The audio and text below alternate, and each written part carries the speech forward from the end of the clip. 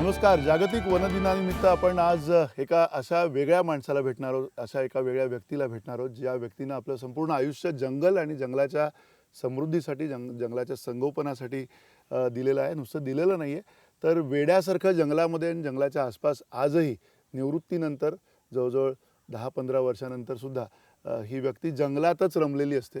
आणि त्याचं कारण असं आहे की जंगल हे या व्यक्तीच्या संपूर्ण अवकाशाचाच भाग आहे असं म्हटलं तर वावगं ठरणार नाही. जागतिक दिन आहे आणि या वनदिनाच्या निमित्तानं आपण एका अशा माजी जंगल अधिकाऱ्यांना भेटणार आहोत, अशा एका फॉरेस्ट ऑफिसरना भेटणार आहोत की ज्यांनी सातत्यानं संघर्ष केला. नुसता संघर्ष केला नाही तर जंगल जोपासण्याच्या मागची त्यांची जी एक एक भावना आहे, नुसती भावना नाही आहे तर एक प्रकारची त्यांची फिलॉसॉफी आहे.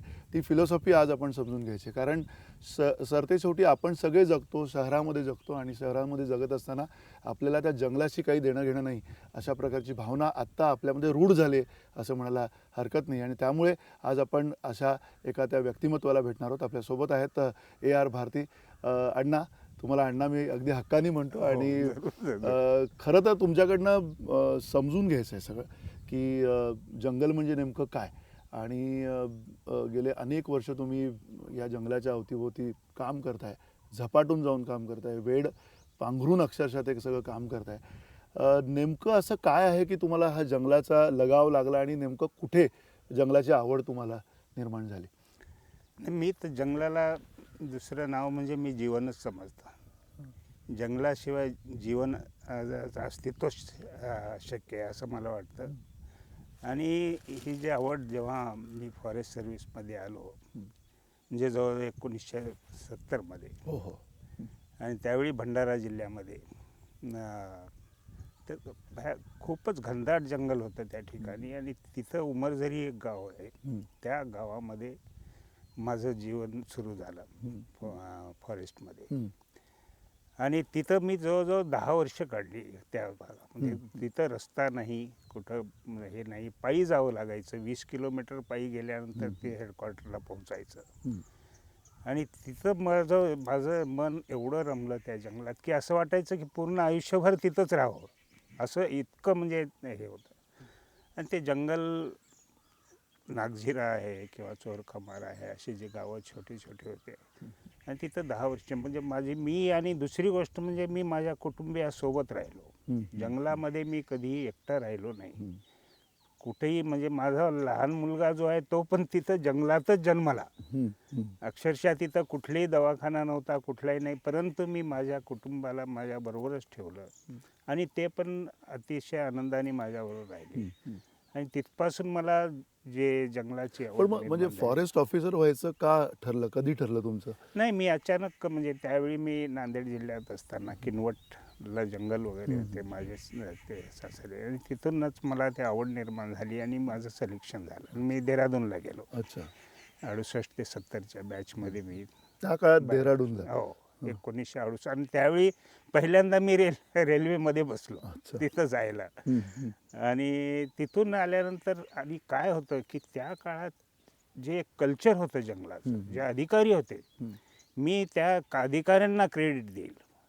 आता नाव घेतो मी, म्हणजे आमचे VGK क्रेम होते, सरवटे साहेब होते, एवढे कमिटेड अधिकारी. आणि काय होतं की त्या काळामध्ये ब्रिटिशांचं जे ते थोडासा प्रभाव होता सगळ्या अधिकाऱ्यांच्यावरती, ती शिस्त होती जंगलामध्ये. आणि त्या शिस्तीमध्ये आम्ही फॉरेस्टर म्हणून आम्ही ट्रेन झालो. आणि त्या लोकांचं जे योगदान आहे ते मी आधी म्हणजे माझ्या आयुष्यात कधी विसरलो. आणि मला तो काळ जो आहे त्यांनी मला दिशा दाखवली की जंगलात काय करायचं. तुम्ही म्हटलात की ब्रिटिश अधिकारी आणि पश्चिमेकडचे हे सगळे अधिकारी, म्हणजे अगदी काही जर्मन अधिकाऱ्यांनी सुद्धा तुम्ही पुस्तकं वाचलेत किंवा त्यांचे उल्लेख तुमचे नेहमी ज्यावेळेला आपण गप्पा मारतो त्यावेळेला असतात. काय म्हणजे कशा प्रकारचं वनव्यवस्थापनाची त्यांची संकल्पना होती आणि ती संकल्पना आज आपण पाळताना दिसतोय का? नाही, आता तर खूपच बदल झाला. मी सांगतो ना, ब्रिटिशांना जे एक व्हिजन होतं, आता असेल ब्रिटिशांनी आपल्या देशामध्ये राज्य करण्यासाठी काही अत्याचार केले, याला काही म्हणजे दुमत नाही आहे. परंतु त्यांनी जे वनसंवर्धनात त्यांचं जे योगदान आहे ते तुम्ही कधीही विसरू शकणार नाही. आपण कधी विसरू. साधी गोष्ट आहे, म्हणजे साधारण 1850ची गोष्ट. म्हणजे त्यावेळी जेव्हा लॉर्ड डलहौजी हे भारताचे गव्हर्नर जनरल होते आणि त्या काळामध्ये फॉरेस्ट डिपार्टमेंट अस्तित्वात नव्हतं. 1950 पूर्वी असं वनविभाग असं काहीच नव्हतं. कोणीतरी सिव्हिल सर्व्हिसेसचे अधिकारी किंवा पोलीस अधिकारी यांच्याकडे जंगलाचं काम दिलेलं असायचं आणि त्यांचं काम फक्त जंगलं लीजवर देण्यात येत असेल ठेकेदारांना जंगल तोडण्यासाठी. त्यांच्या फक्त समस्या समजून घेणं वगैरे एवढंच होतं ते. 1950ला जेव्हा हे गोष्ट लक्षात आली की जंगलाचं फार मोठ्या प्रमाणात नुकसान होत आहे आणि त्यावेळी त्यांनी लॉर्ड डलहौजींनी समिती नेमली 1950ला आणि 1950ला जी समिती नेमली अभ्यास करण्यासाठी की जंगलाच्या नुकसानीचा काय परिणाम होत आहे म्हणजे याच्यावर विकासावर, त्या समितीने जो अहवाल दिला तो फार महत्त्वाचा अहवाल होता. त्यांनी त्याच्यात असं म्हटलं की ह्या जंगलात ज्या नद्या आहेत ज्या शेतीसाठी पाणी पुरवतात, शहरासाठी पाणी पुरवतात, ह्या नद्यांचं उगम हे जंगलातून होतं आणि ह्या जंगल त्याच्यामुळं आणि जंगल त्याच्यासाठी जंगलं वाचले पाहिजेत आणि जर ही जंगलं नष्ट झाली तर ह्या नद्यांच्या पाण्यावर परिणाम होईल आणि शेतीवर परिणाम होईल. म्हणून याला तातडीने त्याला संरक्षण देणं आवश्यक आहे हे महत्त्वाचं त्यांचं शिफारस होती. आणि हे लक्षात आल्यानंतर ताबडतोब म्हणजे त्यांनी तो अहवाल जो दिला तो आपल्यासारखा धुळकात ठेवला नाही. अच्छा, अंमलात आणला म्हणजे तो. तातडीने अंमलात आणला आणि त्यांनी त्या याच्यावर पहिलं आपली फॉरेस्ट पॉलिसी तयार झाली 1955 पण ही 1855. फॉरेस्ट पॉलिसी तुम्ही म्हणताय की जर जंगलं राखली तर शेती राहील, हे आता विसरलोय आपण म्हणजे पूर्णपणे. त्याचा बिलकुल विसर कशा प्रकारे म्हणजे ती साखळी कशी होती त्या जंगलांची? बिलकुल विसरलो. मी सांगतो ना आता तुम्हाला पावसाचा आपल्याला काय सोर्स आहे. एक पावसाळा. आता साधी गोष्ट आहे, आपल्याकडे नळ येतो, पाण्याचं नळ येतो शहरात. किती तास चालतो? 2 तास, 3 तास, 4 तास, 5 तास पाऊस नळ चालतो. ते पाणी काय करतो आपण? नळाचं आलं तर भरून ठेवतो भांड्यात, म्हणजे दिवसभर पुरतं ते. बरोबर. पावसाळ्याला तुम्ही नळ समजा 3 ते 4 महिन्याचा पावसाळा. आता 3च महिने 2च महिने इफेक्टिव्ह आहे, पूर्वी 4 महिने वाचायचे. मग ते पाणी धरून ठेवणारं भांडं कुठलं आहे पावसाळ्याचं? हे जंगल आहे, हे भांडं आहे. आता तुम्ही भांडं जर फोडलं तर पाणी राहील कुठं? तुम्ही भांडंच फोडून टाकलं तर पाणी राहणार नाही.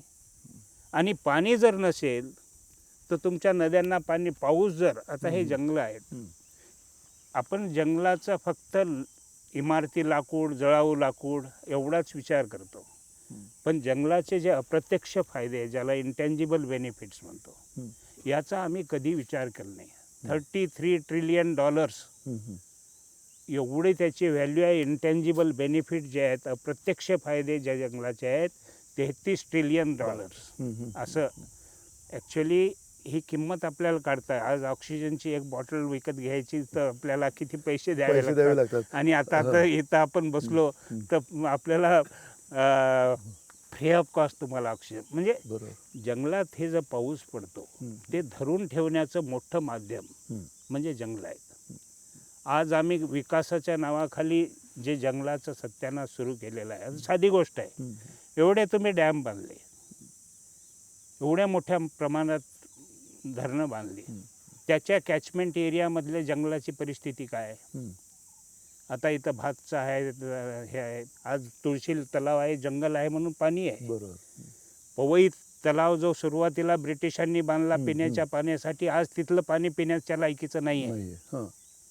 पॉटेबल वॉटर नाही ते, पण तुळशीचं वॉटर पॉटेबल आहे, जंगलाचा पण. एवढे धरणं आहेत, याच्या कॅचमेंट एरियाचा कधी कोणी विचार केला का? साधी गोष्ट. आता साधं म्हणजे बॅकवॉटर जे आहे, जेव्हा उन्हाळ्यात पाणी कमी होतं त्या ठिकाणी लोक शेती करतात, ऊसाचे पिकं घेत आहेत. मी म्हणतो त्या ठिकाणी तुम्ही जंगल का लावत नाही? तुम्ही अक्वायर केली ना जमीन, एखादं धरण बांधण्यासाठी जेव्हा अक्वायर जमीन केली त्या पर्पजसाठी, मग त्याच्यासाठीच वापरा.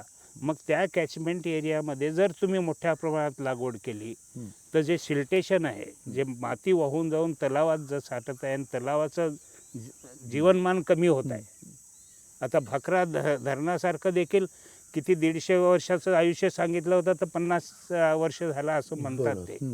तर जे सिल्टेशन आहे ते थांबेल, बरोबर. हां. त्याच्यामध्ये तुम्हाला तिथं पाणी मुरवता येईल. तर हे जंगलं जे आहे हे जे जंगलाचं भूमिका जी आहे, जंगल पाणी धरून ठेवण्याची, हे माध्यम जे आहे जंगल, हे माध्यमाकडे आपण त्या दृष्टीने कधी पाहिलंच नाही. बरोबर.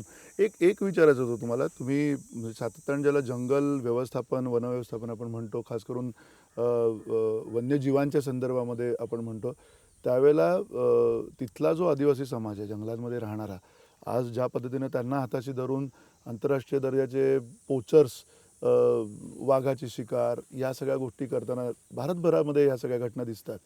तुम्हाला असं वाटतं का की किमान या सगळ्या पार्श्वभूमीवरती यांचं जे वनस्थापन आहे, म्हणजे जे सगळे आदिवासी समाज आहे, त्यांना वनाच्या बाहेर आणायचं की नाही, याबद्दल लोक दुमत आहे, याबद्दल तुमचं मत काय?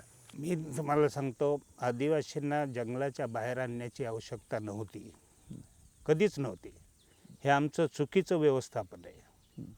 चुकीचं व्यवस्थापन याच्यासाठी मी म्हणतो की जगाच्या लोकसंख्येच्या 18% जनता भारतात आहे आणि जवळजवळ 15% पशुधन आपलं आहे.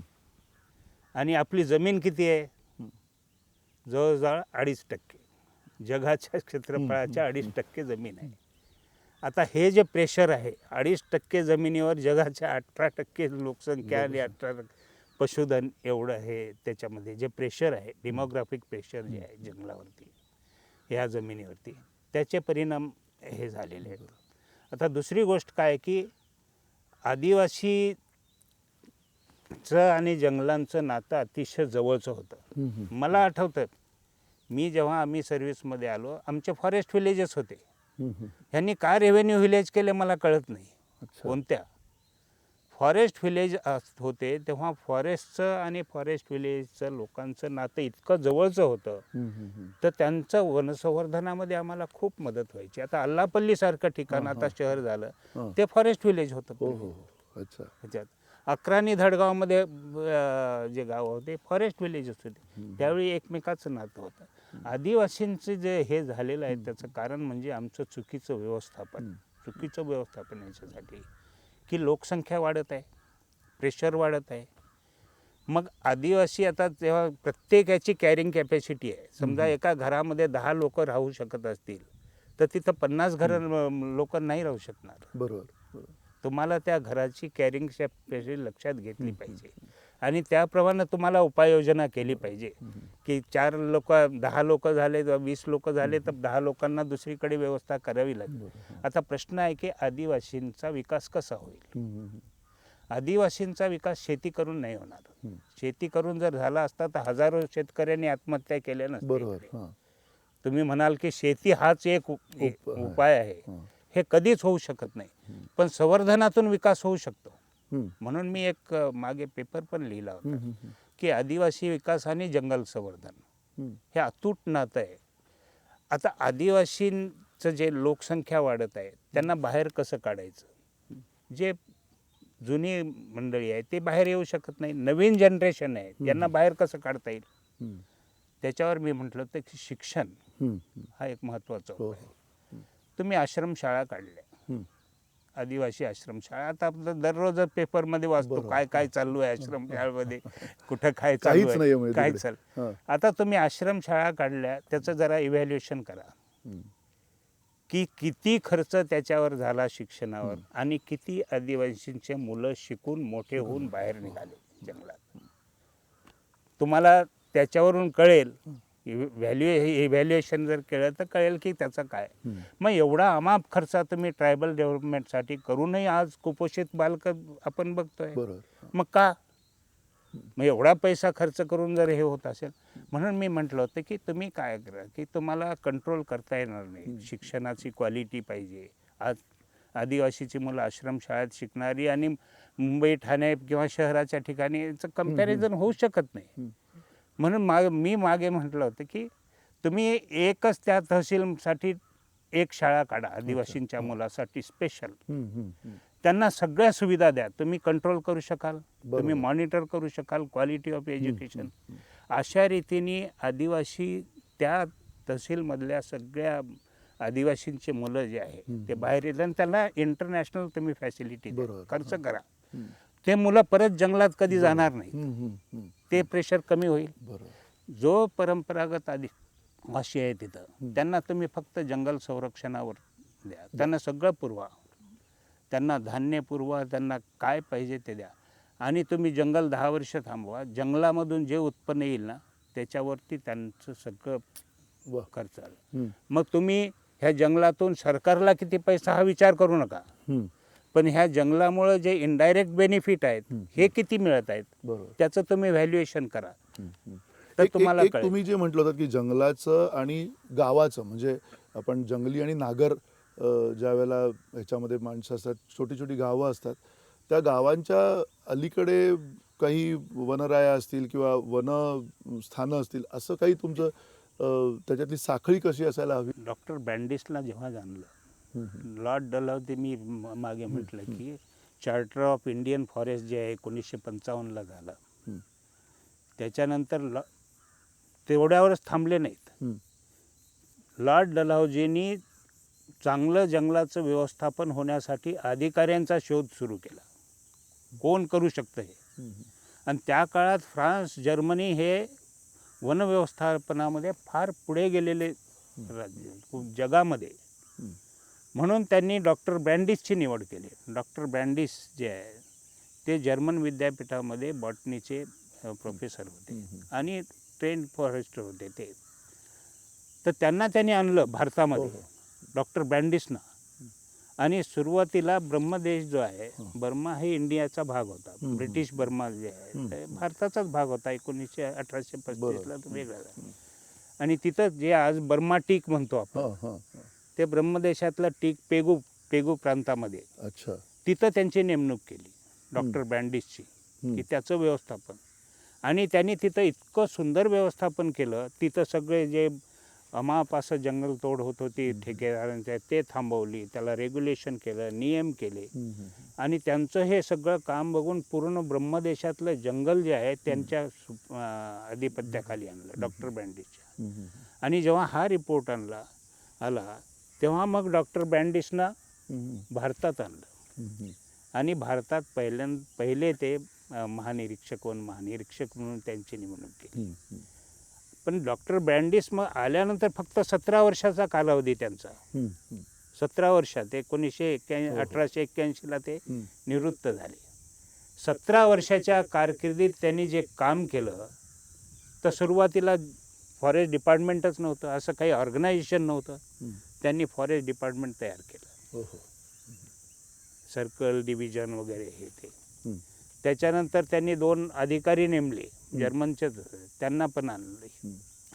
आणि वनांचं अशा रीतीने त्यांनी डिव्हिजन केलं मॅनेजमेंटसाठी, ज्याला आम्ही रिझर्व्ह फॉरेस्ट म्हणतो, राखीव वन, संरक्षित वन, हे 2. आणि सुरुवातीला 2च केलं. अच्छा, हां, रिझर्व्ड, अनरिझर्व्ड.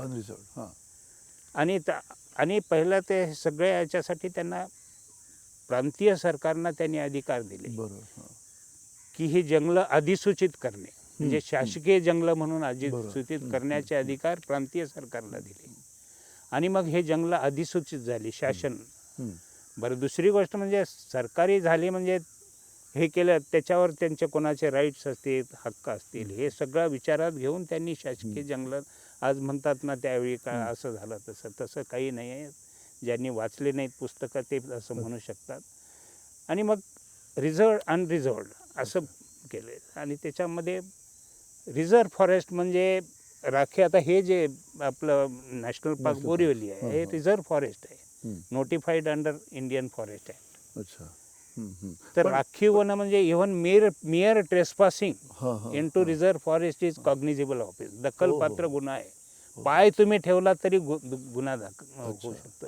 म्हणजे ज्याला मंदिर असतं, मंदिराचा एक गाभारा आहे, बरोबर, त्याच्या भोवतीचं एक हे असतं, आणि त्याच्या भोवती बाहेरचं, म्हणजे असं 3 याच्यामध्ये मंदिराचं हे असते. म्हणजे गाभाऱ्यात तुम्ही एकदम पवित्र होऊनच जायला पाहिजे.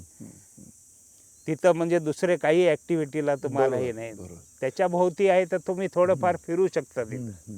बरोबर. आणि त्याच्या भोवती मग तुम्ही जेवण करू शकता, हां, बाहेर बसू सभा शकता. मंडप वगैरे नंतर असतो तसा असं- मंदिराचा तसं. अशी ती हां. रचना आहे की राखीव वन म्हणजे फुल प्रोटेक्शन. बरोबर. हां. पण ही शिस्त हळूहळू बिघडत गेली. तुम्ही मगाशी अनेकदा ब्रिटिश अधिकाऱ्यांच्या शिस्तीचा उल्लेख केला. त्यांनी केलेले सर्वे, त्यांनी केलेले जे कारण तुमच्याकडनं खूप समजून घ्यायचं आहे, पण त्याबरोबरीनं ही शिस्त जी आहे ती सगळ्यात महत्त्वाची होती. म्हणजे जंगल व्यवस्थापनाच्या संदर्भातली ते सर्वे असतील, ते कंटूर्स असतील त्यांचे, हे सगळं त्यांनी काय प्रक्रियेने केलं असेल आणि त्याच्यातली प्रक्रिया आता फॉरेस्टमध्ये कशा प्रकारे होते किंवा होत नाही असं वाटतं तुम्हाला? सुरुवातीला जेव्हा ब्रँडिशनी हे हे जेव्हा घडी बसवली हं. तर ह्याला रेग्युलेशन काहीतरी नियम पाहिजे म्हणून 1865ला पहिला ॲक्ट केला, हं. फॉरेस्ट ॲक्ट केला आहे 1865ला. त्याच्यामध्ये अधिकाऱ्यांना ते अधिकार दिले, हं. त्याच्यानंतर हे कॉन्स्टिट्यूट करण्याचे अधिकार दिले. पण नंतर त्यांच्या लक्षात आलं की ग्रामीण भागासाठी हं, हं, हं. त्याच्यात ते फार संवेदनशील अधिकारी होते, अच्छा. हां. अतिशय लोकाभिमुख, संवेदनशील. त्यांनी पाहिलं की काहीतरी कमतरता आहे या कायद्यात. म्हणून त्यांनी अमेंडमेंट केलं आणि 1878ला दुसरा कायदा आणि त्याच्यामध्ये ग्रामवनाचा समावेश केला, अच्छा. हां, हां. Village forest. अच्छा.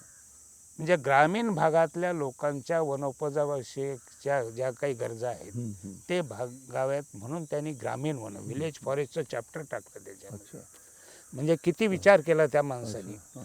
म्हणजे प्रत्येक गावाचं स्वतःचं एक जंगल असेल. स्वतःचं जंगल त्याच्या असावं. गरजेपुरतं, ज्या गावाच्या त्याच्यापुरतं गरजेपुरतं. म्हणजे हां. म्हणजे त्यांचं जे प्रेशर आहे हं. हे ते मूळ- संरक्षित वन आणि हां. राखीव वनावर त्याच्यावरती येऊ नये, येणार नाही. हां. हा उद्देश होता. गावाच्या ज्या गरजा आहेत त्या ग्रामवनातूनच भागल्या पाहिजे. म्हणून पूर्वीच्या वनराया वगैरे जे आपण म्हणतो बरोबर, ते, बरोबर. म्हणून मी मागेही म्हटलं होतं की प्रत्येक गावाला एक आपलं जंगल पाहिजे. हं, हं.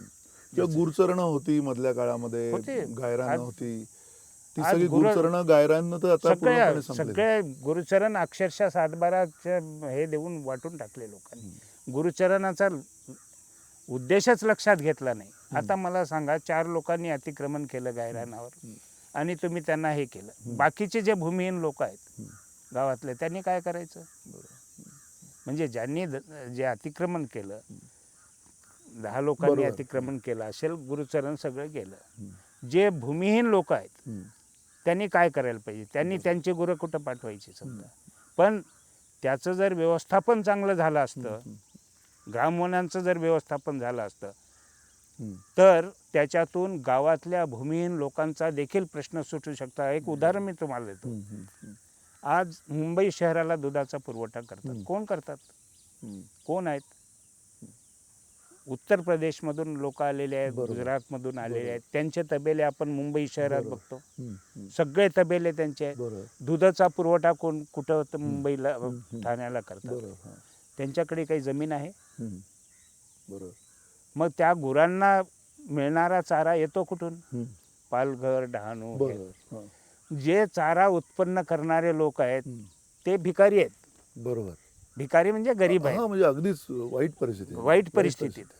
आणि त्याच्या याच्यावर व्यवसाय करणारे कोट्याधीश ते आहेत, कोट्याधीश आहेत. हां, हां. बरोबर. त्याच्या कोट्याधीश आहेत. मग आता ह्या भूमिहीनांचा जर विचार तुम्हाला करायचा असेल तर ग्रामवन हे समृद्ध करायला पाहिजे होते. हं. आणि याचं उदाहरण मी तुम्हाला देतो. मी धुळ्याला, आम्ही DFO असताना हं, हं.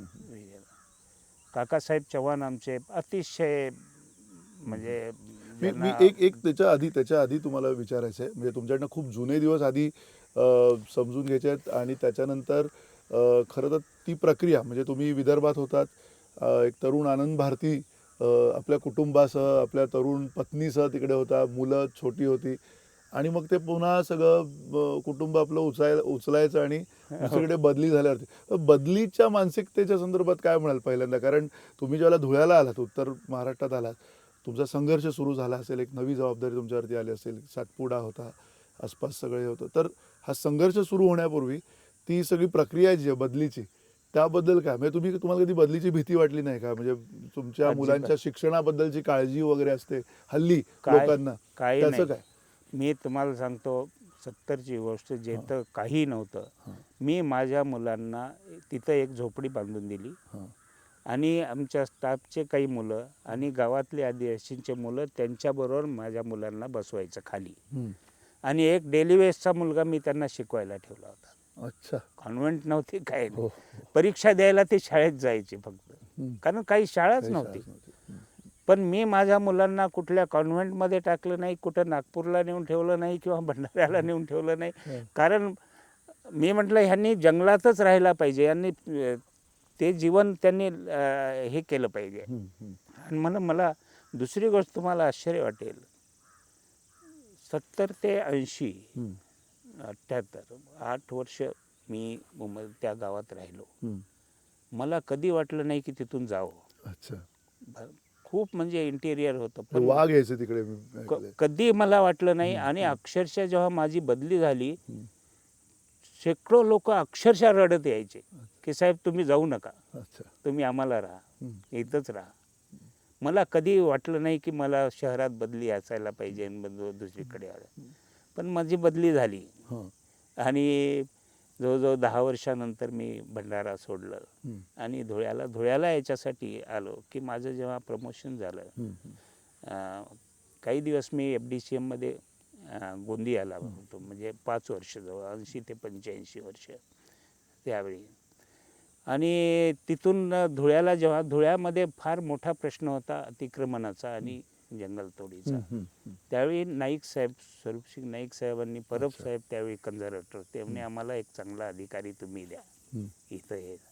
आणि मग माझं स्पेशल एक ऑर्डर निघाली आणि मी धुळ्याला आलो. म्हणजे भंडारा जिल्ह्यातून धुळ्याला आलो, विदर्भातनं उत्तर महाराष्ट्र. हो, हे इकडे आलो आणि इथं मी 5 वर्ष राहिलो. म्हणजे माझ्या बदल्या फार कमी झाल्या, अतिशय कमी बदल्या झाल्या. कारण 10-10 वर्ष मी एकाच ठिकाणी, लोक पण जाऊ द्यायचे नाहीत आणि अधिकाऱ्यांना पण वाटायचं की मी राहावं तिथं. त्याच्यामुळं मला काही वाटलं नाही की बदली झाली की आता कुठं जावं का शहरात राहावं. शहराचं तर मला बिलकुल अट्रॅक्शन नव्हतं. नशिबाने मला बोरिवलीला आणलं, नंतर आणलं. पण धुळ्याचे एक्सपिरियन्स तुमचे ऐकायचे, कारण धुळ्यामध्ये ह्या सगळ्या एक्सपिरियन्स ऐकताना खरं तर अनेक गोष्टी तुम्ही तिथे केल्या, खूप वेगळ्या पद्धतीचं काम केलं. तिथलं लळिंगच्या फॉरेस्टच्या तुमच्या काही आठवणी ज्या आहेत त्या आम्हाला ऐकायच्यात. एक छोटासा आपण ब्रेक घेऊया या गप्पांमध्ये आणि पुन्हा एकदा तुमच्याशी चर्चा करूया.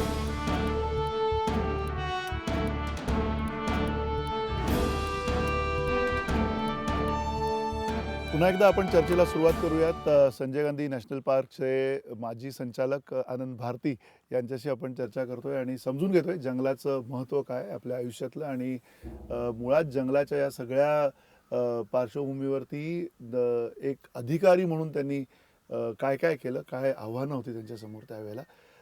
पुन्हा म्हणजे जो तुमची बदली झाली, भंडाऱ्यातनं तुम्ही थेट धुळ्यात आलात आणि धुळ्यामध्ये सुद्धा खूप त्यावेळेला म्हणजे आव्हानं असतील. आणि ती आव्हानं नेमकी कशी होती, एक तरुण वन अधिकारी म्हणून तुम्ही त्या आव्हानांना कशा पद्धतीने बघितलं? धुळ्यामध्ये तर खूप मोठी समस्या अतिक्रमणाची होती. म्हणजे आपल्याला आश्चर्य वाटेल की ज्याला राखीव म्हणतो की जे मी म्हटलं ना की मियर ट्रेसपासिंग, साधा अपप्रवेश करणं देखील गुन्हा, त्या ठिकाणी अनेक गावं वसलेली होती, अनधिकृत गावं. आणि ही मंडळी, जास्तीत जास्त मंडळी जी होती ते मध्य प्रदेशातून महाराष्ट्रात आलेली होती. हे होती तो सगळा आदिवासी समाज तिथला मध्य प्रदेशमधला इथे आला. हो हो हो, तसं झालेलं आम्ही सिद्ध केलं ते. अशी गावं काय होतं की पूर्वी 2 प्रकारचे प्लांटेशन व्हायचे. एक ॲग्रिसिल्वी होतं आणि दुसरं टॉंगिया मेथड, ज्याला उत्तर प्रदेशमध्ये टॉंगिया म्हणतात आणि आपल्याकडे ॲग्रिसिल्वी. पूर्वी लोक मिळायचे नाहीत कामाला जंगलामध्ये प्लांटेशन करण्यासाठी वगैरे. रोपवन करायचं असेल तर ते मोठ्या प्रमाणात रोपवन करण्यासाठी लोकांना आणलं जायचं, मजुरांना. तर ती पद्धत अशी होती की त्या लोकांनी प्लांटेशन करायचं आणि त्या 2 जे लाईनी आहेत प्लांट, त्याच्यामध्ये शेतीचं पीक घ्यायचं. असं 3 वर्ष असायचं आणि त्याच्यानंतर त्यांना परत दुसऱ्या ठिकाणी द्यायचं. म्हणजे झाडं ही मोठी झाली की मग तिथं शेती करता यायची, म्हणजे आपलं पीक घेता यायचं नाही, मग त्यांना दुसरीकडे द्यायचं. असं हे करतं. पण शक्कल अशी झाली की त्याच्यामध्ये अतिशय उत्तम प्रकारचं सागवान, तुम्हाला ब्लॅक कॉटन सॉईलमध्ये अतिशय उत्तम प्रकारचं सागवान जर कुठं मिळत असेल तर धुळे जिल्ह्यात मिळतं. अच्छा. अतिशय समृद्ध जंगलं, समृद्ध. हम्म. पण दुर्दैवाने थोडं राजकारण त्याच्यात असं आलं की 3 वर्ष 4 वर्ष राहिल्यानंतर त्या ठिकाणी ते लोक दुसरीकडे काही अच्छा. काही ठिकाणी जायला तयार नव्हते आणि ते तिथंच राहिले. आणि मग हे झालं की ही जमीन जी आहे जंगलासाठी उपयोगाचीच नाही, हम्म. म्हणून हे नियमित करावं अच्छा. यांना, अशा प्रकारचं हे झालं. आणि तिथून जंगलाची बरबादी त्या ठिकाणी सुरू तिथे झाली. वोट बँक साठी त्या लोकांना तिथे हो- वसवणं व्होट आणि बँक, हे सगळं दुर्दैवाने सुरू व्होट बँकच मी म्हणेल. झालं. आणि मग ती लोक तिथून काही दुसरीकडे गेले नाहीत, हम्म. मग ते तिथंच राहिले आणि तिथं गावं. आणि तुम्हाला माहीत आहे बाकीच्या यंत्रणा ज्या आहे लगेच तिथं पाणी द्या, लाईट द्या, रोड करा, शाळा द्या, हे सगळं. दुर्दैवाने काय आहे, प्रशासन असं नाही चालू शकत. प्रशासनाचे सगळे जे अंग आहेत ना, जसं मी नेहमी म्हणतो की एक इंजिन आहे. इंजिनचे जर स्पेअर पार्ट सगळीकडे वेगवेगळे ठेवले तर इंजिन चालू शकेल का? मग लोकांच्या वेलफेअर, समाजाच्या भल्यासाठी जर शासन आहे आणि शासनाचे हे विभाग आहेत, ह्या सगळ्या विभागांनी एकत्र येऊन काम केलं पाहिजे, तर ते इंजिन चालेल. बरोबर. पण आज काय, प्रत्येक विभाग आयसोलेशनमध्ये काम करतो. वन विभाग वेगळा, महसूल विभाग वेगळा, ते त्यांच्या याच्यानी. आणि याच्यामुळं सगळं प्रशासनाचं वाटोळं झालं, हे सांगतो मी. मग त्यावेळी हे सगळं दिल्यानंतर मी दक्षता विभागाचा विभागीय, म्हणजे जे प्रत्येक जंगलात मी जायचं, जागेवर राखीव होणं आणि तिथं लोक राहत आहेत, सगळ्या प्रकारचे नॉन फॉरेस्ट ॲक्टिव्हिटी होत आहेत. म्हणून त्यावेळी मी त्या गावांना आम्ही नोटिसेस दिल्या किंवा हे अनधिकृत आहे. कारण पूर्वी काय व्हायचं की अधिकारी आले, जाऊ द्या 3 वर्ष राहायचं, आपल्याला निघून जायचं, आपल्याला काय करायचं, कशाला वाईट पण घ्या. पण ज्याला जंगलाचं खरं अंतकरणातून जे प्रेम आहे ना, तो संघर्ष केल्याशिवाय राहूच शकत नाही. ते उपजतच आहे की नाही, माझं जंगल हे वाचलं. कारण गरिबाच्या विरोधात आम्ही नाही आहे. मी म्हणतो गरिबांच्या भल्यासाठी आम्ही म्हणतो की जंगल वाचलं पाहिजे. जंगल असेल तर गरीब माणूस वाचेल. जंगल असेल, सिम्बायोटिक रिलेशन आपण म्हणतो, सिम्बायोटिक रिलेशन पाहिजे. जंगलाचं आणि आदिवासींचं सिम्बायोटिक रिलेशन, पॅरासिटिक रिलेशन नको. सिम्बायोटिक, देवाणघेवाण दोघांची पाहिजे. एकाने द्यायचं आणि दुसऱ्याने फक्त घ्यायचं असं नाही. तुम्ही पण काही दिलं पाहिजे. जोपर्यंत देवाणघेवाण होत नाही तोपर्यंत सौहार्द राहत नाही जंगलात आणि माणसामध्ये. तुम्ही आता फक्त घ्यायचाच प्रयत्न करता, द्यायचं काहीच नाही. जंगलाला आग लागली तर विझवायला जायचं नाही, पण जंगलातून मोळ्या आणायला आम्हाला फ्रीडम पाहिजे, असं नाही चालणार तुम्हाला. तर हे जे आहे याच्यामुळं तिथं संघर्ष वाढला. आणि आम्ही काही केसेसमध्ये आम्ही मुद्दाम कोर्टात गेलो किंवा हे अतिक्रमण आहे. आणि अतिक्रमण आहे हे म्हटल्यानंतर कोर्टामध्ये आम्ही सिद्ध केलं की हे अतिक्रमण आहे. आणि हे झालं, जेव्हा सिद्ध झालं तेव्हा आम्ही पहिलं एक खोलचौकी म्हणून गाव होतं, तिथला मोठा एक लीडर होता, त्यांच्या आधिपत्याखाली सगळं अतिक्रमण व्हायचं, त्यांचंच आम्ही हे तोडलं. मी स्वतः गेलो तिथे. अच्छा. पण तुम्ही गाव मी स्वतः कारण स्टाफच्या पुढे मी राहायचं नेहमी, तर मी म्हटलं तुम्ही पुढे नका, मी राहतो. आणि तिथपासून आम्ही संघर्ष सुरू केला आणि जवळजवळ 21 गावं आम्ही काढली होती. त्यावेळी कमिटी नेमली, ट्रायबल कमिशनर आले गव्हर्नमेंट ऑफ इंडियाचे. मग आम्हाला यांच्यावर कारवाई करा, असं करा, ते करा. आम्ही सिद्ध केलं की काही कसं आहे की एक कुटुंबात 4 मुलं आहेत, 3 मुलांनी जंगलात जायचं, अतिक्रमण करायचं, आणि आम्ही हजारो वर्षापासून इथंच आहोत असं हे करायचं. आम्ही सिद्ध केलं की हे तसं नाही आहे. तुम्ही पुनर्वसन करा ना, चांगलं पुनर्वसन करा. पण जंगलं नष्ट करून हे चालणार नाही. त्यावेळेला मग तुम्ही ते जे अतिक्रमण, म्हणजे ती गावं जी तिथे वसवलेली होती, गेले लोक पूर्ण ते गेली परत गावं जे आहे, परत आम्ही कमिटीला आम्ही दाखवलं की बघा ही मंडळी ह्या गावची आहेत, मध्य प्रदेशातल्या.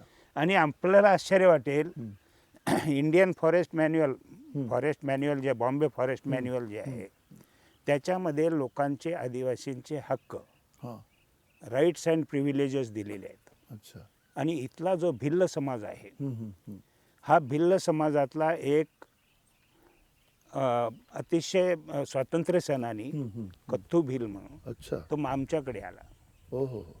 की साहेब म्हणे आम्ही वर्षानुवर्ष ह्या जंगलात राहतो, ह्या जंगलाचा आम्ही सांभाळ करतो आणि हे बाहेरचे लोक आले आणि यांनी सगळं अतिक्रमण केलं. हं. आमच्या गुरात पण चरायला तिथं येऊ देत नाहीत, हं. तर काय करता येईल? हं. तर आम्ही त्यांना सांगितलं की हे असं असं आहे, त्यांना दाखवलं हं. हे तुमचे हक्क आहे त्याच्यावरती, हो हो. तर तुम्ही याच्याविरुद्ध कोर्टात जा. आणि आश्चर्य वाटेल, हां. तो माणूस सुप्रीम कोर्टात गेला हो. आणि आम्हीच त्याला सांगितलं की तू सुप्रीम कोर्टात जा. आम्ही मदत केली. हो हो हो हो. आज तुम्हाला सांगतो मी अच्छा. त्यावेळी हां हां की हे आमचे हक्क आम्हाला मिळवून द्या. म्हणजे जे तुमचे स्टॅट्युटरी राईट्स आहेत हां हां हां. ते ते तुम्हाला उपभोगता येत नाहीत बरोबर. आणि अतिक्रमणात आणि तुम्ही अतिक्रमण जमीन करता. वाटप करता. हां. हा काय प्रकार आहे? हां.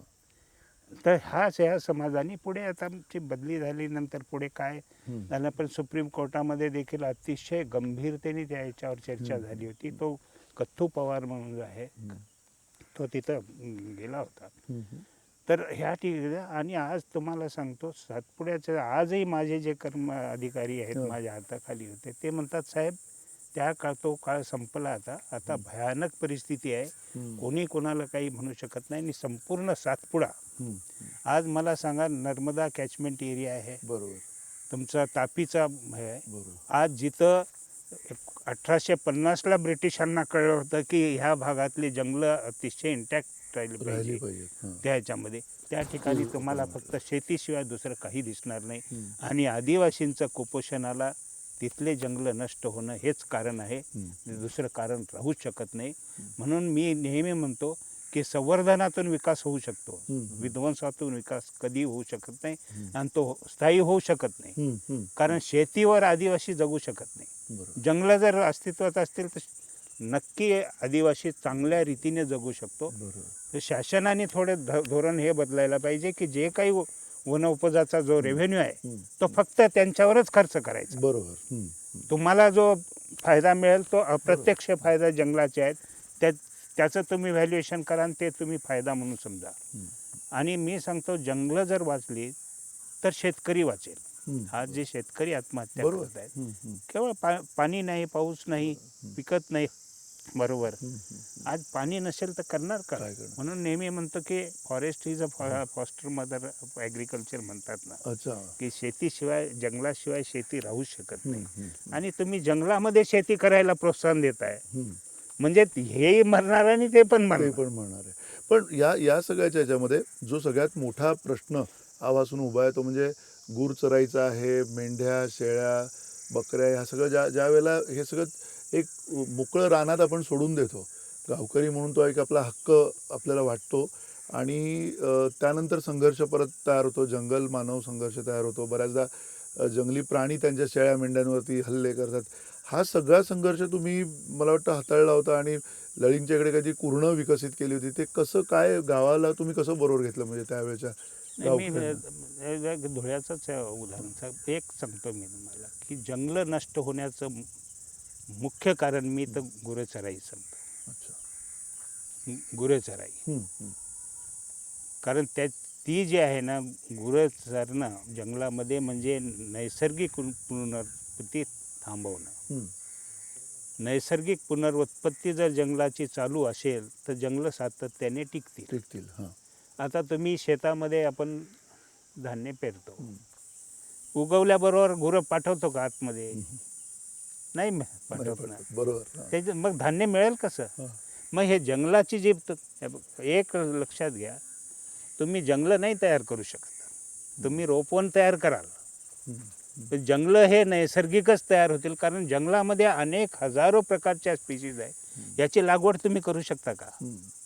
हे नैसर्गिकच जंगल आहेत, नॅचरल फॉरेस्ट आहेत. बरोबर. You can create plantation but not forest. हं. मग ही जी प्रक्रिया आहे ही नैसर्गिक पुनरुत्पत्तीतून तयार होणारी प्रक्रिया आहे.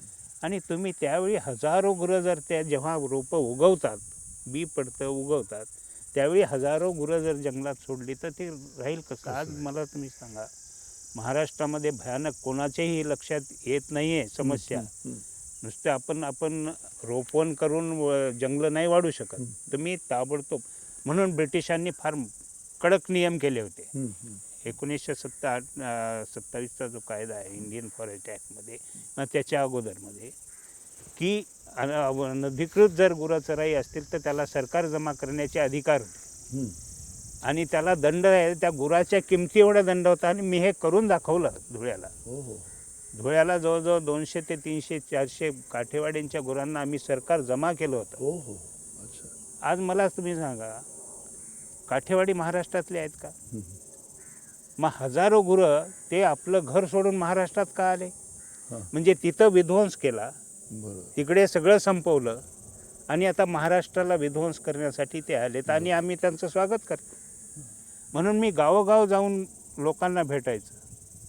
कारण ही मंडळी काय करते की वर्षभर शेतात कुठंतरी गुरं बसवतात हां. आणि बरोबर पावसाळ्याच्या वेळी जंगलाच्या शेजारी कोणाची तरी जमीन भाड्याने घेऊन तिथं गुरं आणून सोडतात हम्म, हम्म. आणि मग पावसाळाभर गुरं चरत असतात.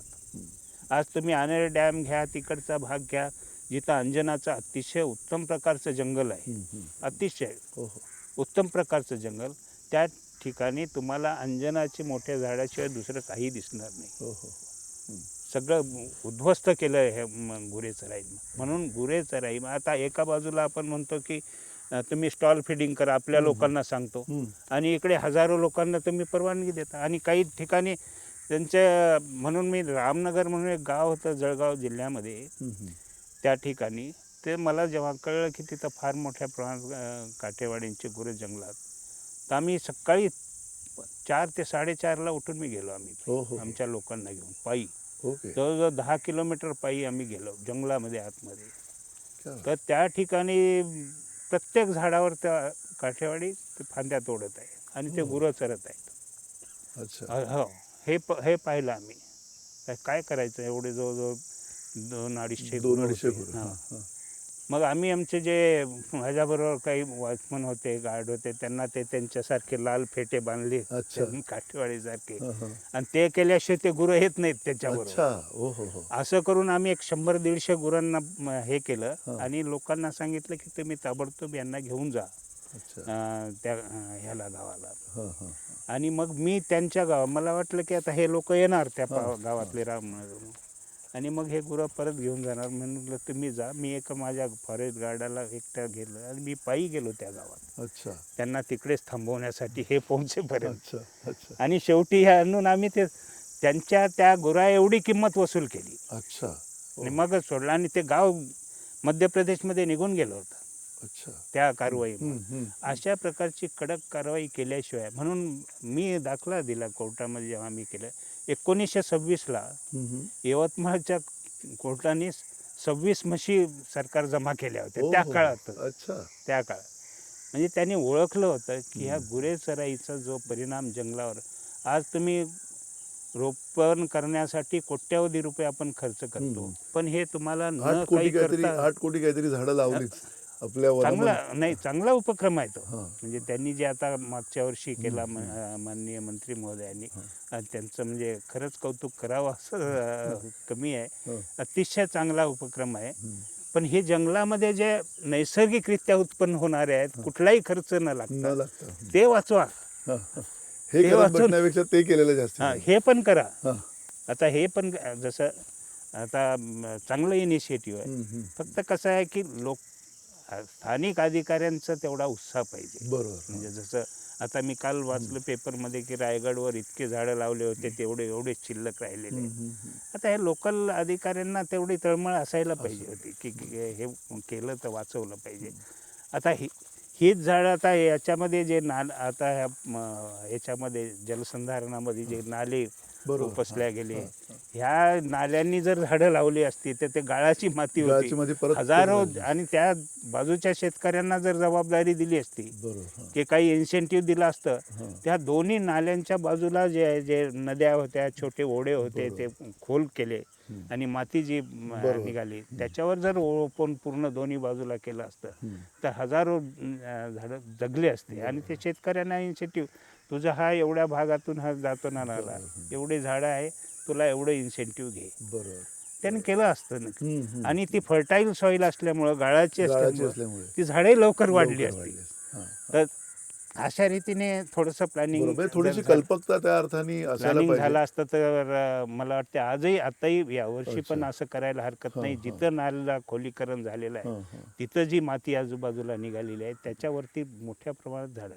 पण मी एक म्हणतो की नैसर्गिक उत्पत्ती जी आहे ती थांबू नका. तिथं म्हणून. नैसर्गिक उत्पत्ती थांबवण्याचा आता कुठं मला मध्येच मी म्हणून मी एक लेख लिहिला होता हां, हां. पेपरमध्ये देशोन्नतीत आला अच्छा. होता हां, हां. की गुरे चराई हे जंगलाला अभिशाप. हां. असं एक हे लिहिलं होतं की त्याच्यावर तुम्हाला बंधनं आणायलाच पाहिजे आणि काठेवाडींच्या गुरांचा तुम्हाला हा बंदोबस्त करावा लागेल. नाही तर हे जसं गुजरात वाळवंट झालं तसंच इथे. तसं महाराष्ट्रातली जंगलं वाळवंट झाल्याशिवाय राहणार नाहीत.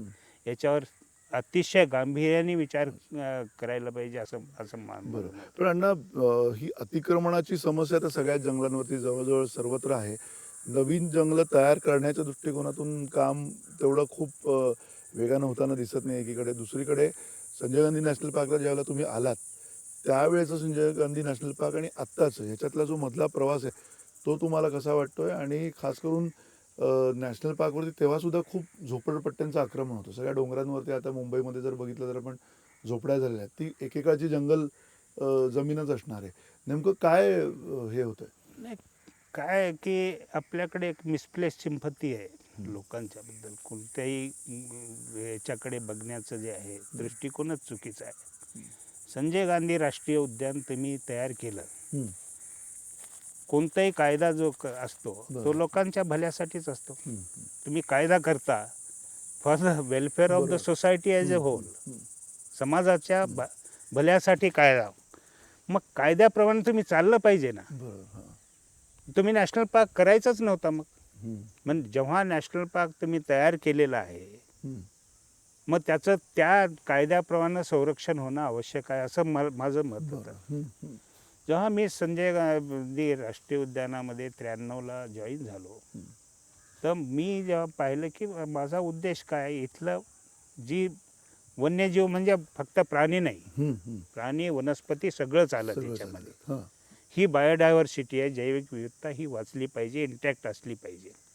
आणि ह्युमन इंटरफेरन्स त्याच्यामध्ये जर असेल तर ते वाचणार नाही. एक तर छोटंसं नॅशनल पार्क 103 चौरस किलोमीटरचा, आणि आणि हे महाराष्ट्राचं भाग्य आहे. जगामध्ये महाराष्ट्रातलं हे संजय गांधी राष्ट्रीय उद्यान. असं मी जेव्हा 2003मध्ये डरबनला गेलो साऊथ आफ्रिकेला वर्ल्ड पार्क काँग्रेसला, आणि तिथं जेव्हा याचं हे झालं तेव्हा कोणी विश्वास ठेवायला तयार नव्हतं की मुंबईमध्ये असं काही आहे की 103 चौरस किलोमीटरचं अगदी virgin forest, not man-made forest, virgin forest, आणि तिथं एवढ्या प्रकारची जैविक विविधता आहे. म्हणजे हा अभिमान, महाराष्ट्रीयन म्हणून मला अभिमान वाटतं की असं आपल्याकडे आहे. आणि हे आपण सांभाळू शकत नाही थोड्याशा मतासाठी, थोड्याशा. मग मी जेव्हा सुरुवात केली की मी पहिली मीटिंग घेतल्यानंतर मी विचारलं की काय समस्या आहे. म्हणजे असं 70 ते 80,000 झोपड्या संजय गांधी राष्ट्रीय उद्यानात. म्हटलं राष्ट्रीय उद्यान, म्हणलं साधं राखीव वनामध्ये एवढे कडक नियम, राष्ट्रीय उद्यानात आणखी कडक नियम आहेत. Wild life protection act 1972. तर तुम्हाला साधं नॅशनल पार्कमध्ये काही करायला जायचं असेल, रिसर्च करायला असेल तरी चीफ वाईल्ड लाईफ वॉर्डनची परवानगी घ्यावी लागते. आणि इथं तुमच्याकडे म्हणलं काय व्यवस्थापन करणार. म्हणून खरं समस्या समजून घ्यायची. मी सकाळी 3-4 वाजता उठलो, स्वतःच जीप घेतली आणि स्वतःच चालवत नेली त्या भागामध्ये जिथं झोपड्या होत्या. तिथला एक लोकल मुलगा अगोदर मला येऊन भेटला होता की साहेब असं असं आहे, तिथं खूप झोपड्या आहेत. त्यालाच घेतलं आणि त्याला म्हटलं तू बाजूला थांब, मी आता फिरून येतो. आणि मला आश्चर्य वाटेल, मी सकाळी 5:06 पासून त्या भागामध्ये 8 वाजेपर्यंत फिरलो. सांगितलं नाही मी फॉरेस्ट ऑफिसर, साधा कुर्ता पैजामा घालून जंगलात तिकडे गेलो. आणि प्रत्येक कोणी म्हणायला तयार नाही की हे नॅशनल पार्कचा भाग आहे. कोणी म्हणे ह्या दादांचा भाग आहे, तो म्हणे त्या दादांचा भाग आहे, तो झोपडपट्टी दादा जे आहे यांचा भाग. आता मी त्यांची नावं घेत नाही. तर कोणी म्हणायला, म्हणलं हमको भी रहने का है यहाँ, कैसा, हाँ जाओ, बोले शाम को आ जाओ, आपको मिलेगा. म्हणलं क्या रेट चल रहा है. नहीं रोड पे है तो 10 बाय 10 का आपको 5,000 में मिलेगा, उधर 10,000 में अच्छा, अच्छा, मिलेगा, अच्छा। 15,000 में मिलेगा, आप आ जाओ आपको नॅशनल मिलेगा. पार्कच विकायला काढलं होतं अक्षरशः. अक्षरशः. मी आलो, आय वॉज टोटली डिस्टर्ब. हम्म, हम्म, मी एवढा डिस्टर्ब झालो, म्हणलं करायचं काय, म्हणून मी पेपरमध्ये बातमी दिली हम्म.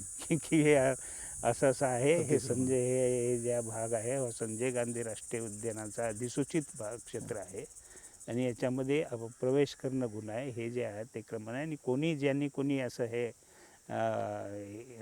केलं असेल, विक्री केली असेल, खरेदी केली असेल, त्यांनी माझ्याकडे अप्रोच हो. आणि तुम्हाला सांगतो हजारो लोक माझ्याकडे आले हो हो. पावत्या घेऊन. आज रोजी 10 बाय 10ची खोली 10,000ला अरे विकली. बापरे. हो हो. हे सगळं स्टेटमेंट मग मी ह्यांची माहिती काढली, हे ज्यांनी बसवल्या झोपड्या, हे कुठले आहेत, कुठून आले, काय हा, आले, कुठल्या राजकीय नेत्याच्या ह्याच्यातले. हा. हे सगळं करून सरळ मंत्री महोदयाकडे गेलो. म्हटलं साहेब नॅशनल पार्क वाचणं कठीण आहे, अशक्य आहे. त्यावेळी दिवेकर मिनिस्टर अच्छा. राज्यमंत्री होते, नाईक साहेब. सांगितलं की म्हटलं असं असं आहे, मला तुम्ही संरक्षण द्या, मी हे काम करतो. हम्म, हम्म. आणि तिथपासून तो संघर्ष सुरू झाला. अच्छा. माझं एकच म्हणणं होतं की गरीब लोकांच्या आपण विरोधात नाही, हम्म, हम्म, हम्म. पण कोणी गरीब असेल म्हणून त्याला जगण्यासाठी खून करण्याचा अधिकार कोणी अधिकार. देणार का? Hmm, can you allow somebody to commit a theft because he is a poor? Hmm. Alternative असू शकतो लिगल, बरोबर. पण तुम्हाला इलिगली त्याला संरक्षण देणं बरोबर नाही. हम्म, हम्म. म्हणून पुनर्वसन जे आहे तुमच्या नियमाप्रमाणे पुनर्वसन करा. आज काय झालं, पुनर्वसन झालं का? हम्म, न्यायालयाचं मी कौतुक करतो की न्यायालयाने जी भूमिका त्यावेळी घेतली हम्म, हम्म. नॅशनल पार्कबद्दल, आणि जवळजवळ 100-150 केसेस आहेत, सगळ्या केसेस आम्ही मेरिटवर जिंकलो. हम्म, हम्म. तर त्या काळात मला आठवतंय तुम्ही जवळजवळ उच्च न्यायालयामध्येच असायचे. पूर्ण म्हणजे माझं जंगलाच्या जे तिथेच असायचे 10 वर्षाचा 12 वर्षाचा काळ जो आहे हां. माझा न्यायालय, मला एकच म्हणणं आहे, नॅशनल पार्कचं पूर्ण संरक्षण झाल्याशिवाय इथल्या जैविक विविधतेचं संरक्षण होऊ शकत नाही. माणसं आणि प्राणी एकत्र राहू शकणार नाहीत, हम्म, हम्म. अशक्यच आहे. तुम्हाला हे करावंच लागेल. म्हणून मी म्हणतो की काही दिवसानंतर फक्त राष्ट्रीय उद्यानं, अभयारण्य एवढ्यापुरतंच जंगल शिल्लक राहील, बाकी कुठेही जंगल शिल्लक राहणार नाही. आणि हा संघर्ष 10 वर्ष 12 वर्ष चालला. आता मोठमोठ्या खाणी होत्या, मोठमोठे आश्रम होते. आश्रम आता भावनिक प्रश्न, पण मी काढले ते काढले, त्यांना जावं लागलं. त्या म्हणलं बाबा देवांना लोकांना- तुम्ही तुमच्या पापामध्ये त्यांना सामील करून घेऊ नका, कृपा करून. महाराजांना सांगितलं. बरोबर. म्हटलं मी गोसावीच आहे म्हटलं, आश्रम टाकायचा मला म्हटलं अधिकार आहे, अधिकार. परंतु अनधिकृत आश्रम उभारणं हा कुठला अधिकार? बरोबर. अशा रीतीने तो संघर्ष सुरू झाला. मोठमोठे आश्रम होते, आतमध्ये खूप लोक जायचे, हे करायचे. म्हटलं काही चालणार नाही, आणि ते काढलं ते मी सगळे, आणि लिगल प्रक्रिया करून काढले, आश्रम गेले. नंतर कोर्टामध्ये मॅटर गेलं अतिक्रमणाचं, पुनर्वसन करा. दिल्लीला मीटिंग लावल्यात, प्रत्येक वेळी त्या मी तेच सांगितलं की नियमाप्रमाणे पुनर्वसन करा, जे अनधिकृत आहे त्यांना काढून. आजही निघालेलं नाही, कारण त्यावेळी काय गव्हर्नमेंटने घेतली की यांना पुनर्वसन करण्याला आमच्याकडे जागा नाही. बरोबर. मला एक आठवतंय, म्हणजे त्यावेळेला 2000 साली मी तुमच्याकडे आलो होतो, तेव्हा ते खाणीचा सगळा प्रश्न चालू होता. तिथे दगड खाणी काढल्या होत्या, त्याच्यावर पण तुम्ही आक्षेप घेतला होता, त्याच्यावरती खूप राजकीय दबाव काढले. येत होता. फार मोठी खाण होती, केन शेख म्हणून जे होते, जवळजवळ 150 एकर जमिनीवर खाण होती. हो हो. याच्यामध्ये, आणि तो म्हणजे न्यायालयाचा कसा दुरुपयोग करून घ्यायचा, त्याच्यावर मी एक न्यायचक्र म्हणून पुस्तक पण लिहिणार होतो, खरं सांगायचं म्हणजे. आणि तो संघर्ष मी 10 वर्ष राहिल्यामुळं मी तो जिंकू शकलो ते केस, आणि आम्ही ते काढलं.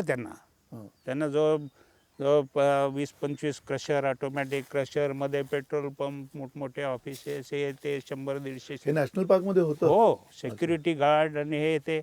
पण संघर्ष त्यांना काढलं, आम्ही बाहेर काढलं आणि ताब्यात घेतली ती जागा. त्या याच्यामध्ये किती वेळा, 2-3 वेळा सुप्रीम कोर्टात जायचे, परत एकदम लोअर कोर्टात, परत लोअर कोर्टातून परत सुप्रीम कोर्ट, अच्छा. असं 2-3 वेळा ते झालं ते. हां. म्हणून म्हणलं की न्यायालयाचा दुरुपयोग कसे लोक करतात, हां. कोणत्या शब्दाचा अर्थ कसा काढून हे, तर ते पण झालं. आणि अतिक्रमणाच्या बाबतीत त्यावेळी जेव्हा शासनाने हे म्हटलं की जागा नाही, तर सबरवाल होते त्यावेळी चीफ जस्टिस. हो.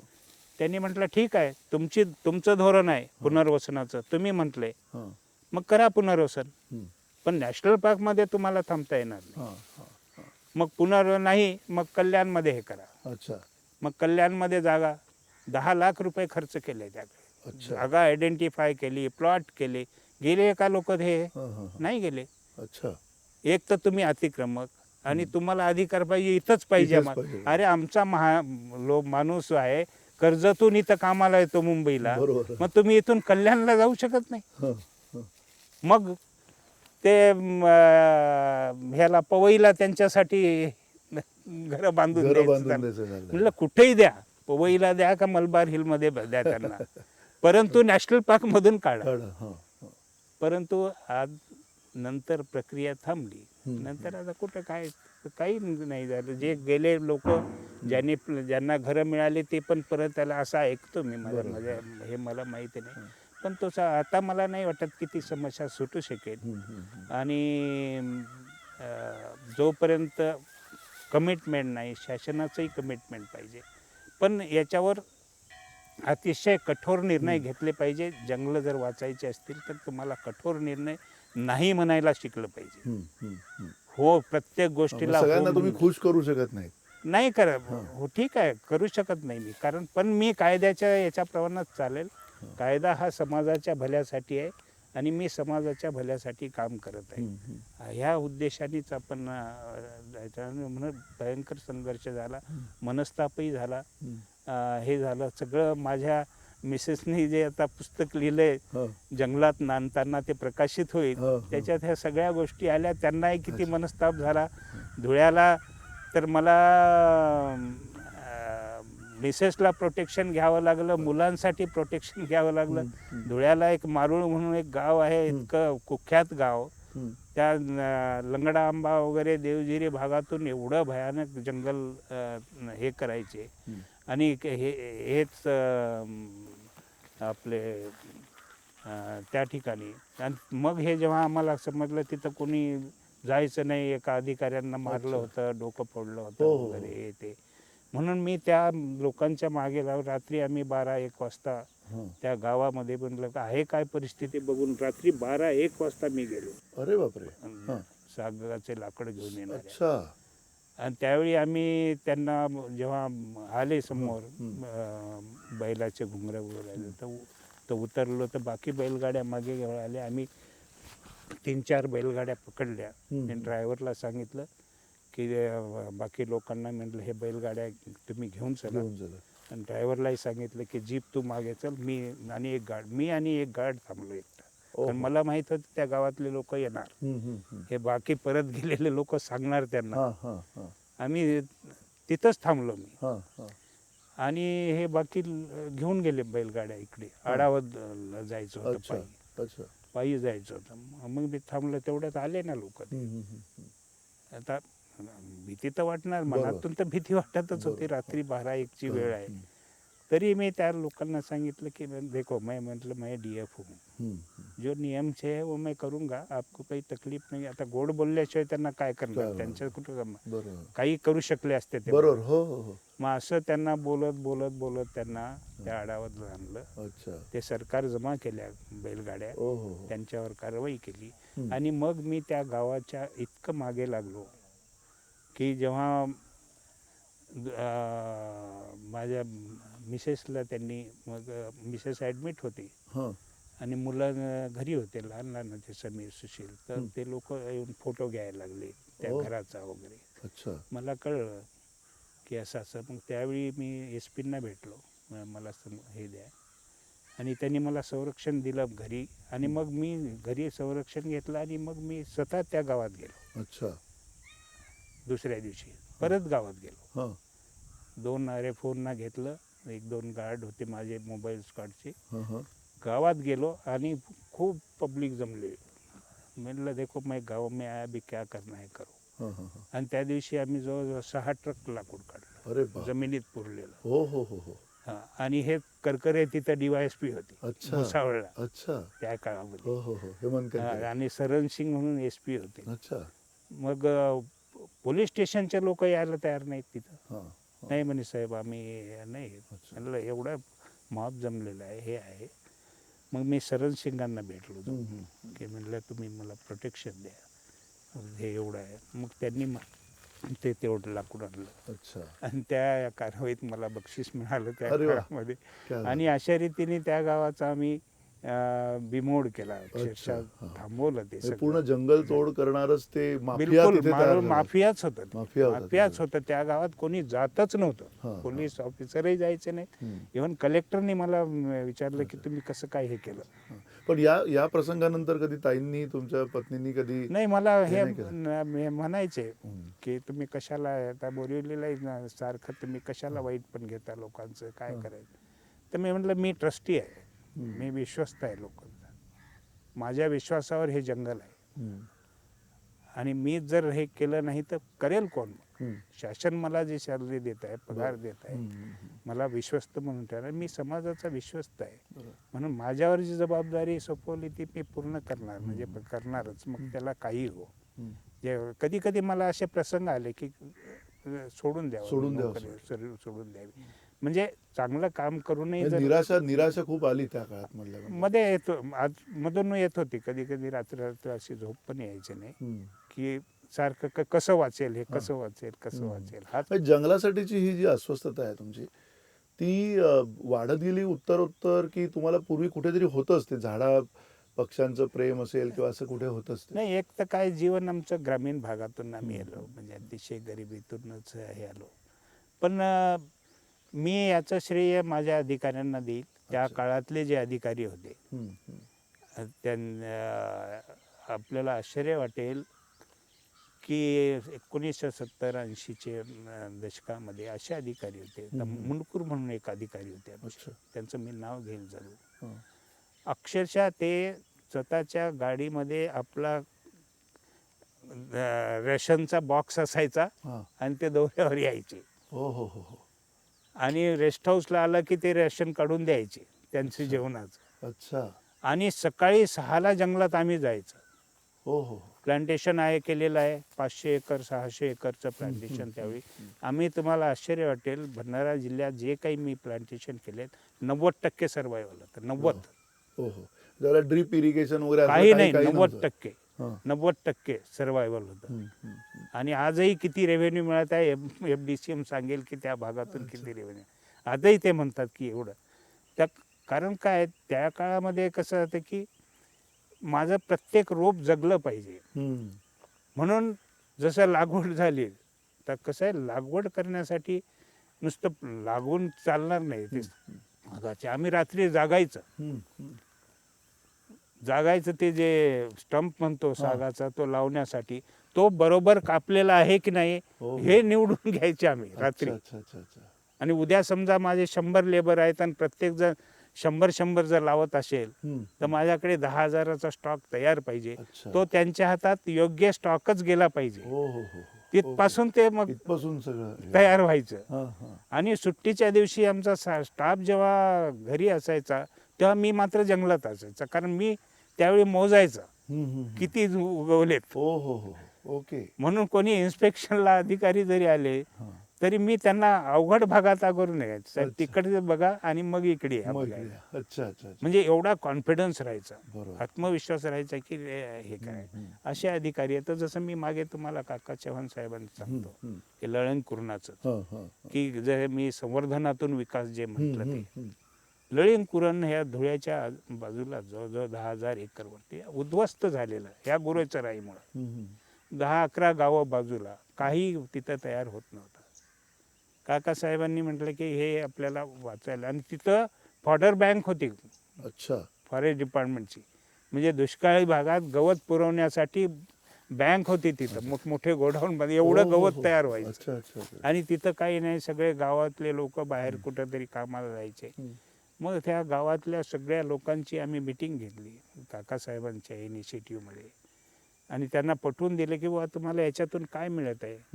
आज काही नाही, 10,000 एकरचं तुमच्या बाजूला जंगल आहे, तुम्हाला एक गवताची पेंडी पण मिळत नाही. तर काय आहे, तुमच्याकडे गुरं किती आहेत? साहेब एवढे गुरं आहेत, एवढे हजार आहेत. म्हटलं याच्यातून तुम्हाला उत्पन्न काय मिळतं? किती दूध निघतं? काही नाही, भाकड गुरं आहेत. मग आम्ही सांगितलं हे भाकड गुरं 100 ठेवण्यापेक्षा तुम्ही दुपतेचे 10 ठेवा ना, 10 ठेवा. हां. तुम्हाला आम्ही पुरवठा करू. अच्छा. अशा रीतीने त्यांना पटवलं आणि भाकड मग त्यावेळी रोहिदास पाटील मिनिस्टर होते. त्यांनी पण आणि बोरवणकर, मी नाव घेईल असे जिल्हाधिकारी, हां, हां, हां. अतिशय संवेदनशील जिल्हाधिकारी बोरवणकर होते. त्यांना एवढं आवडली ही योजना की म्हणे मी रोजगार हमीमध्ये तुम्हाला उन्हाळ्यात काम देतो ह्या लोकांना. अच्छा. आणि जे मोळ्या तोडणारे होते, चोरून नेऊन तिथं लाकडं त्या मालेगावला इकडे विकायचे, त्यांना आम्ही वॉचमन म्हणून ठेवलं. बरोबर. हां, हां. म्हणजे चोरांना वॉचमन केलं. तो प्रश्न सुटला आमचा. आणि जलसंधारणाची कामं केल्यामुळं मोठा फायदा झाला. आणि बरोबर जूनच्या पावसाळा सुरू झाला, आम्ही लाऊडस्पीकर घेऊन प्रत्येक गावात आजपासून कुऱ्हाड बंदी, हो. आणि लोकांनी लाऊडस्पीकर घेऊन आम्ही फिरायचो. ही कुऱ्हाडबंदी साधारणतः कुठल्या साली झाली कुऱ्हाडबंदी? ते म्हणजे 85ला 85-86 त्याचा परिणाम जाणवला नंतर काय? सांगतो ना मी तुम्हाला. पूर्वी लोक सांगायचे की 100 बैलगाड्या 3-3, 4-4 महिने चालायच्या गवत वाहतुकीला, एवढं गवत होतं. आणि आम्ही जे कार्यक्रम घेतला त्या लोकांनी भाकड गुरांची व्यवस्था करून टाकली. हे गेली आणि सगळ्यांनी आता एकमेकावर वॉच ठेवायला लागले ते लोक. स्पर्धा तयार झाली. स्पर्धा झाली आणि ते वाचलं. आणि पहिल्या वर्षी आम्हाला 500 टन गवत निघालं. क्या बात आहे. आणि मग ते गवताचं बी पडल्यानंतर आम्ही सांगितलं की तुम्ही घेऊन जाता. अच्छा. म्हणजे भूमिहीन लोक गवत कापून विकायला लागले. गावातल्या आजूबाजूच्या गावातल्या लोकांना हे, आणि दूध दुभत्याचा व्यवसाय तिथं सुरू झाला. म्हणून म्हटलं की जे उद्ध्वस्त झालेलं जंगल, त्याला तुम्ही प्रोडक्टिव्ह जंगल मध्ये रूपांतर केलं. आणि हे केवळ कशामुळे झालं की मॅनेजमेंट. बरोबर. आता ओघाने त्या जंगलात तिकडे नंतर वन्य प्राणी आले असतील, बाकी सगळं तिथं. हो, तिथं वन्य प्राणी आले आणि पर्यटन स्थळ झालं ते चांगलं. आता मला माहिती नाही काय झालं ते. पण हे जे आहे अण्णा, की मुळात ही जंगल नष्ट का होत आहेत? काय कारण आहे असं तुम्हाला वाटतं? नाही, नष्ट होण्याचं मी पहिलं कारण म्हणतो हे गुरेचराई, जे पुनरुत्पत्ती आहे जंगलाची, ही थांबवली. दुसरं म्हणजे अतिक्रमण. आता गुरेचराईचा जर विचार केला तर जवळजवळ 73% जंगल आपले ह्या गुरेचराईमुळे अफेक्टेड झाले. 10% जंगलामध्ये अजिबात पुनरुत्पत्ती नाही, बंदच झालेली. 24% जंगल असे आहेत ज्याच्यामध्ये पार्शियल त्याचा इफेक्ट झालेला आहे याच्यामध्ये. 10% ताजे, म्हणजे 73% टोटल जंगलाच्या 73% जंगल मध्ये पुनरुत्पत्ती जवळपास थांबत आलेली. आणि हे जोपर्यंत पुनरुत्पत्तीची प्रक्रिया, तुम्ही सुरमे जसं नळाचं उदाहरण दिलं की पाणी पडलं तर राहिलं, हौदात पाणी पडत राहिलं आणि काढत राहिले. तुम्ही नळाचं पाणी चालू ठेवा, काढून ठेवा तर पाणी राहील. पण तुम्ही नळ थांबवला आणि पाणी काढलं तर कोरडच होणार. तसं जंगल उजाडच होणार. त्याचं जे येणार आहे, म्हणून जे नॉर्मल फॉरेस्ट आम्ही आमच्या सायंटिफिक लँग्वेजमध्ये म्हणतो, नॉर्मल फॉरेस्टमध्ये कसं सगळ्या एजचे ग्रुपचे तिथं झाडं पाहिजे. इव्हन एजमध्ये, म्हणजे खाली ग्राउंड फ्लोरा पाहिजे, मिडल स्टोरी पाहिजे, टॉप स्टोरी पाहिजे, असं टेरेस असतात. तशा प्रकारचं जंगल हे आयडियल जंगल आहे, ज्याला नॉर्मल फॉरेस्ट म्हणतो, ज्याच्यात इव्हन एज फॉरेस्ट असतं. तर हे नाहीच राहिले आता. ते सगळं संपलं आहे आता. म्हणजे तिथं सगळं म्हणजे अगदी डिस्टर्ब करून टाकलेलं आहे. बायोटिक इंटरफेरन्स जे आहेत ह्युमन, आता अतिक्रमणाखाली देखील. अतिक्रमण किती, जवळजवळ मला वाटते 2000 स्क्वेअर किलोमीटरचं जंगल जे आहे 2011 ते 13 मध्ये नष्ट झालेलं आहे. 2000 स्क्वेअर किलोमीटर. एकूण तुम्ही म्हणता हे सगळं नष्ट झालंय. आता आम्ही तुमच्या मुलांनी, तुमच्या नातवांनी काय करायचं? म्हणजे या सगळ्याकडे बघताना आम्ही कशा पद्धतीने बघितलं पाहिजे, काय केलं तर थोडंसं काहीतरी टिकेल असं नाही, मी वाटतं. काय म्हणतो की त्याला जे आहे इफेक्टिव्ह उपाय आता काय करतो आपण वन महोत्सवाला की शाळेतले मुलांना घेऊन जातो तेवढ्यापुरतं.